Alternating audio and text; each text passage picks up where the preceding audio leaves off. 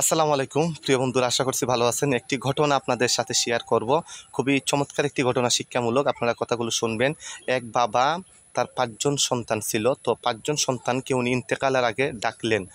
ডেকে এনে সবাইকে একত্রিত করে বললেন, প্রত্যেকের হাতে একটি করে লাঠি দিলেন। 5জনের হাতে 5টি লাঠি দিয়ে বললেন, তোমরা প্রত্যেকেই এই লাঠিগুলো ভেঙে আমাকে দেখাও তো। তো প্রত্যেকজনই তার হাতের লাঠিটাকে সহজে ভেঙে ফেললো এবং বাবাকে দেখালো যে এই যে আমি লাঠি ভেঙে ফেলছি।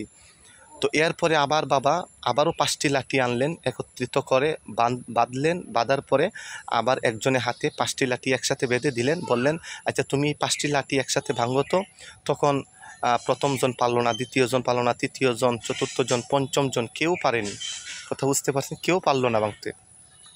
তখন বাবা সন্তানদের উদ্দেশ্যে কিছু কথাবার্তা বললেন যে, দেখো বাবা, প্রথম 5জনের হাতে 5টি লাঠি দিলাম, সবাই কিন্তু সহজে ভেঙে ফেলছে, কিন্তু যখন 5টি লাঠিকে একসাথে একজনের হাতে দিলাম, ভাঙতে পারলো না। তো বিষয়টা হচ্ছে, বাবা সন্তানদেরকে বুঝাইতে চাইতেছে যে তোমরা 5 ভাই যদি একসাথে থাকো, তোমাদের শক্তিটা অনেক বেশি থাকবে, কেউ তোমাদেরকে দুর্বল ভাবতে পারবে না, দুর্বল করতে পারবে না।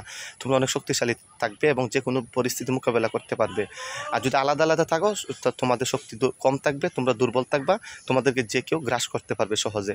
তো আমরা যদি প্রত্যেক মুসলমান, আমরা একে অপরের ভাই বোন, আমরা যদি সব কিছু বাদ দিয়ে, সমস্ত দলাদলি মতভেদ সব কিছু বাদ দিয়ে যদি আমরা যদি একটা প্ল্যাটফর্মে যদি থাকতে পারতাম বা থাকতে পারি, তাহলে আমাদের শক্তিটা আজ অনেক বেশি থাকবে। আজ মুসলিমরা মার খাচ্ছে বিধর্মীদের হাতে। কারণ কি? আমরা মুসলমানরা আজ ভিন্ন ভিন্ন দলে আমরা হয়ে গেছি, আলাদা হয়ে গেছি, ভিন্ন দল, ভিন্ন মতভেদ। কথা বুঝতে পারছেন? এই জন্যে অন্যরা আমাদের উপর সুযোগ পাচ্ছে।